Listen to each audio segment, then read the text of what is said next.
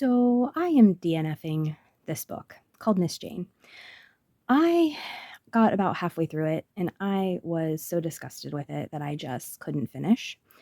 It is written in 2016 and it doesn't feel like it's written in 2016.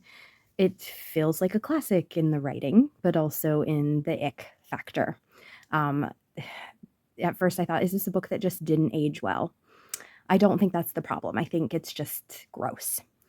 So, in this, we have a really cool concept that should not have been written by a man, I think is my issue with it.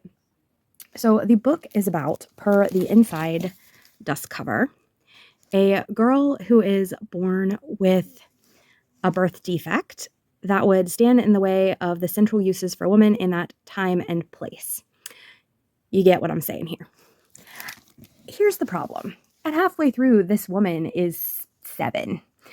And I thought we were going to have a really complex discussion about women and feminism and all this stuff.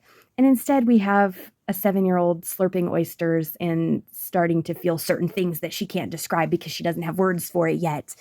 And a doctor who keeps like looking at her teenage sister in a creepy way, and it's gross. And I wanted to have an exploration. I love books that explore the difficulties of being a woman in a society where your only uses are certain things.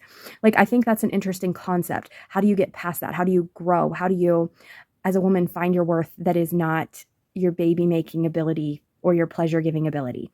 But this book doesn't really explore that.